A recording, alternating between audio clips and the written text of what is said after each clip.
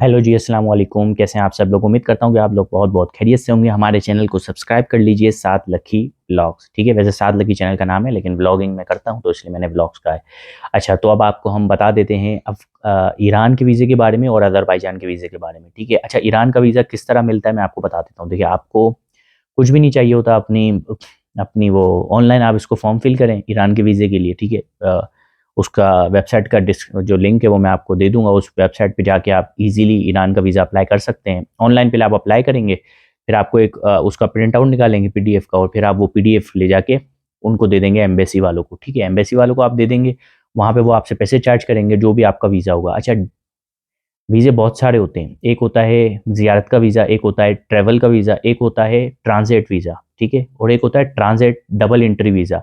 मतलब कि आप ईरान गए, ईरान से आप अज़रबैजान गए, अज़रबैजान से आप दोबारा ईरान आए और फिर ईरान से आप पाकिस्तान आ गए। तो ये अभी ट्रांजिट वीज़ा तो नहीं दे रहे, सिंगल एंट्री दे देते हैं कि हाँ भाई आप 7 दिन रुको ईरान में और फिर आगे चले जाओ, लेकिन वापसी का वो फिर वीज़ा नहीं देते। और ईरान का एक ये भी है सिस्टम कि आपने एक बार वीज़ा ले लिया तो 1 महीने तक आप दोबारा वीज़ा नहीं ले सकते। ये मैंने सुना है, मुझे कंफर्म नहीं है, फिर भी आप इसके बारे में कंफर्म कर लीजिएगा। ठीक है ना? और अगर आपको कोई परेशानी हो रही है वीज़ा वगैरह लेने में, क्योंकि देखो मेरे साथ ये मसला है कि मेरा काम जो है ना ई-कॉमर्स का, वो मेरा ज़्यादा रात को होता है। वैसे तो दिन में भी कर सकते हैं, लेकिन हम लोग हैं नाइट राइडर, तो वो ही मैं लेट सोता हूँ, सुबह लेट उठता हूँ, तो इस वजह से मैं अपना वीज़ा अप्लाई नहीं कर सका था ईरान का खुद से। ठीक है ना? मैंने वो एप्लीकेशन फॉर्म फिल कर दी थी, लेकिन मैं जब गया तो वो बंद हो जाती थी एम्बेसी, और एम्बेसी हफ्ता इतवार बंद रहती है। कोशिश करो कि आप हफ्ते इतवार, बल्कि जुम्मा हफ्ता इतवार आप हटा ही दो, क्योंकि जुम्मे को भी फिर नमाज वगैरह का होता है और सुबह जाना पड़ेगा भाई। सुबह अगर आप नहीं उठ सकते तो फिर आपके लिए बेकार है। तो मैंने फिर बहुत कोशिश की सुबह उठने की, एक दो बार मैं, एक बार उठा, गया, नहीं हो सका, दूसरी बार फिर मैं उठ ही नहीं सका। फिर मेरा ट्रिप स्टार्ट हो रहा था 1 तारीख से, 1 दिसंबर से। तो फिर ये हुआ कि मैं नहीं पहुंच सका भाई वहाँ पर ना, खुद से अप्लाई नहीं कर सका, और फिर मुझे ट्रांजिट वीज़ा चाहिए था। खैर, फिर मैंने एक दोस्त को कहा, वो मेरा दोस्त का कोई दोस्त था, वो उनका यही काम है, वो लोग है ना ये मजलिस वगैरह में जाते हैं, सॉरी ज़ियारत वगैरह करने काफ़ी जाते हैं ना, तो ज़्यादातर जो लोग जाते हैं ना वो ज़ियारत के वीज़े पे ही जाते हैं। लेकिन उस पे काफ़ी रिस्ट्रिक्शंस हैं, उससे आप अगले कंट्री में नहीं जा सकते उस वीज़ा पे, उस वीज़ा से आप कहीं और शहर में नहीं जा सकते। आप सिर्फ जहाँ पे वो है ज़ियारत की जगह है, आप वहीं उन शहरों को ही विज़िट कर सकते हो। ठीक है ना? तो 1 महीने का आपको वीज़ा मिलता है, बाकी आपकी मर्ज़ी है आपको जितना स्टे करना हो। और ये है कि उसकी जो प्राइस है, पहले 3000 रुपए थे, मैंने जब लिया वो 3900 रुपए था। लेकिन मैंने जो लिया है वो मैंने, अच्छा, आपको इंश्योरेंस भी करवानी पड़ती है ना, तो मैंने तो एक ट्रैवल एजेंट के ज़रिए करवाया था, तो वो मुझे तकरीबन 7500 का एक वीज़ा पड़ा। ठीक है ना? और तकरीबन उसमें सब शामिल था, क्या कहते हैं उसको, इंश्योरेंस भी शामिल थी, वीज़ा भी शामिल था। वीज़ा फ़ीस जो मुझे लेटर मिला ना वीज़ा का, क्या कहते हैं उसको, जो ई लेटर मुझे मिला, ई वीज़ा होता है ईरान का, उस पे लिखा हुआ था 3900 रुपये, और उसकी स्टैम्प लगी हुई थी ईरान की। तो 3900 उसकी रियल प्राइस है। बाकी अगर आप एजेंट के ज़रिए जा रहे हैं तो वो अपने चार्ज करेगा, बाकी फिर वो इंश्योरेंस वगैरह भी आपको मिलती है ईरान की उससे ना, अगर आप ये वाला ज़ियारत वाला वीज़ा लेते तो। ठीक है ना?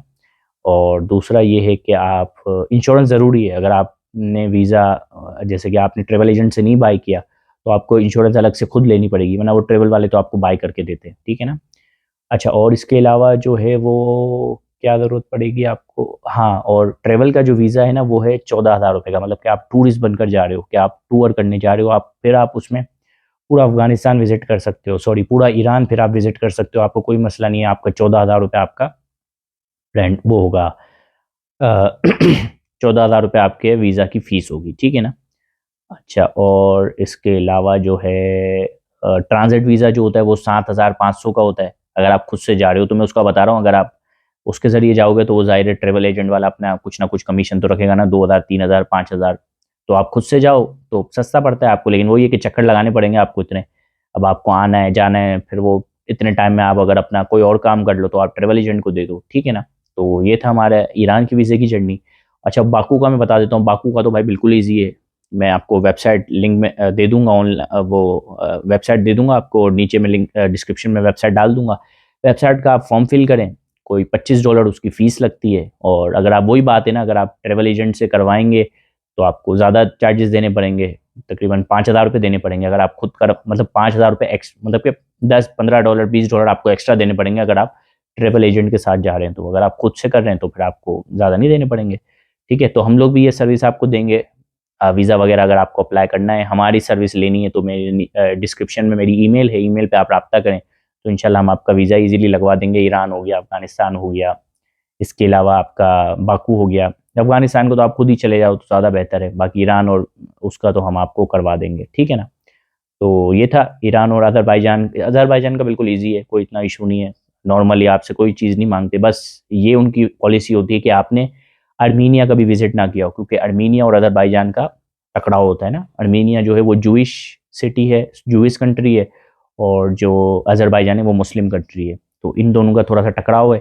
तो अगर आप अर्मीनिया एक बार भी चले गए तो फिर आप बैन हो जाते हो अज़रबैजान के लिए, ठीक है। बाकी आप अगर अज़रबैजान गए हुए हो तो आप अर्मीनिया जा सकते हो, तो वो आपकी मर्ज़ी है, आपको अर्मीनिया जाना है नहीं जाना वो आपकी मर्ज़ी है, कोई इतना बड़ा इशू नहीं है, ठीक है। तो ये था अज़रबैजान का और ईरान के वीज़े की डिटेल। बाकी उम्मीद करता हूँ आपको वीडियो पसंद आई होगी, आपके लिए काफ़ी हेल्पफुल रही होगी, और बहुत-बहुत शुक्रिया वीडियो देखने के लिए। चैनल को सब्सक्राइब कर लीजिए, और काफ़ी मैंने मज़े-मज़े की टूर की वीडियोज़ बनाई हैं, तो आप उनको भी प्लेलिस्ट में जाके चेक कर सकते हैं। वीज़ा की और डिटेल चाहिए तो आपको प्लेलिस्ट में एक वीज़ा की प्लेलिस्ट मिल जाएगी, उसको भी आप विज़िट कर सकते हैं, ठीक है ना। तो बहुत-बहुत शुक्रिया आपका वीडियो देखने का। अस्सलाम वालेकुम।